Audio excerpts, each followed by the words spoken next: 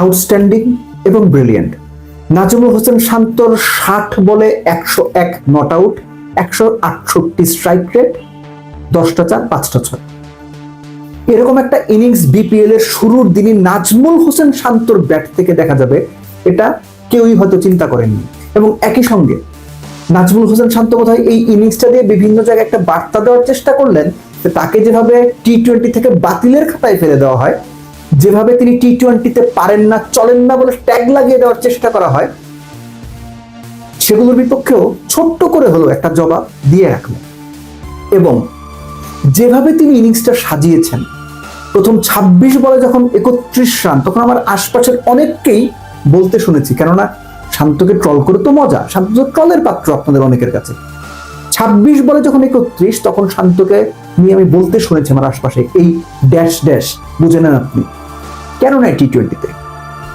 সেই dash dash শান্তই শেষ পর্যন্ত পরের ওই 26 বলের পরের 34 বলে 70 করলেন।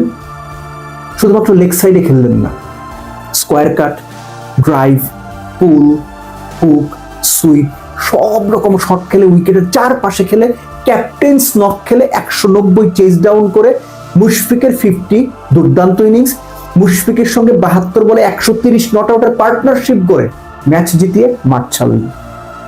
আমাদের দেশের টপ প্লেয়ারদের কাছ থেকে আমরা এরকম ইনিংসই দেখতে চাই। মাঠে নামবেন, খেলবেন, খেলা শেষ করে আসবেন। নাজমুল হোসেন শান্তর এই ইনিংসটাকে আপনি যে কোনো বিবেচনাতে A1 grade, A+ grade, letter marks grade, top grade 10-এর মধ্যে 8 পাওয়া ইনিংস হিসেবে ট্রিট করতেই হবে। খেয়াল করে দেখেন, এই যে শান্ত ইনিংসটা খেললেন, এই ইনিংসটার সবচেয়ে সিগনিফিকেন্ট দিকটা হচ্ছে শান্ত কোনো সিচুয়েশনে প্যানিক করেন নাই। কোনো সিচুয়েশনে তিনি কোন বোলারকে কিভাবে মারবেন, কখন মিরাজকে লাস্ট বলে ডাউন দ্য উইকেট গিয়ে ছক্কা মারবেন, কখন ডাউন দ্য উইকেট গিয়ে খালেদকে ছক্কা মারবেন, ক্যালকুলেশন করে খেলেছেন। শান্তর মতো টপ প্লেয়ারের কাছ থেকে আমরা এরকম টপ ইনিংসই আশা করি। এবং খেয়াল করে দেখেন, রাজশাহী সিলেটের দেওয়া 190 চেজ ডাউন করার জন্য দুই দলই কিন্তু নেক টু নেক ছিল। পাওয়ার শেষে রাজশাহীর রান ছিল 43, সিলেটের রান ছিল 45, 11 ওভার শেষে সিলেটের রান ছিল 84 2 উইকেটে, রাজশাহীর রান ছিল 88 2 উইকেটে, একদম নেক টু নেক ছিল।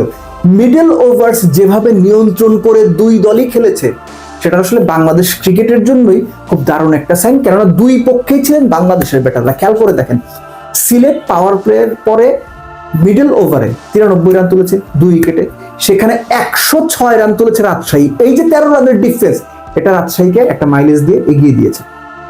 এর সঙ্গে আপনি যোগ করে নিন পারভেজ ইমনের 33 বলে 65 নট আউট, এবং পারভেজ ইমন 4 নম্বরে নেমে ইনিংসটা খেলেছেন। এটা বাংলাদেশ ন্যাশনাল টিম ম্যানেজমেন্টের জন্য একটা নতুন সম্ভাবনা হয়তো তৈরি করবে, যেখানে জাকের আলী অনিক, নুরুল হাসান সোহানরা ব্যর্থ হচ্ছেন। বাংলাদেশে আমরা প্রায় এই কথাটা বলি যে 3 থেকে একদম 7 পর্যন্ত কোনো লেফটি নাই। এই 4 নম্বরে ব্যাট করার মাধ্যমে পারভেজ হোসেন ইমনও কি একটা বার্তা দিয়ে দিলেন কিনা, যে তিনিও হয়তো একটু চেষ্টা করলে ওই জায়গাতে সেটেল করে যাবেন। তিনিও শান্তর মতো শুরুতে স্লো খেলছিলেন, প্রথম কত আপনার 11 বলে বোধহয় তার রান ছিল 14, পরের 41 রান তিনি করেছেন 22 বলে। অর্থাৎ দুই পক্ষে বাংলাদেশের দুই ব্যাটার যে দুর্দান্ত পারফরমেন্স করেছেন, সেটাই এই বিপিএল এ এখনো পর্যন্ত শুরুর ম্যাচ হিসেবে সবার মনে একটা দারুণ আশার সঞ্চার করবে। But above everything Nazmul Hossain শান্তর ইনিংস, সেই সঙ্গে মুশফিককে একটা আলাদা করে ধন্যবাদ দিতে হবে যে তিনি যে 50 করে নট আউটটা থাকলেন, যেভাবে শান্তকে সাপোর্ট দিলেন। এই ইনিংসটা দেখে বাংলাদেশের ইয়াংস্টার যারা আছেন, তাদের শেখার অনেক রসদ মুশফিক নিজেই দিয়ে গেলেন। কিন্তু দিন শেষে নায়ক নাজমুল হোসেন শান্ত। চলুন শান্তকে আবার ট্রল করি।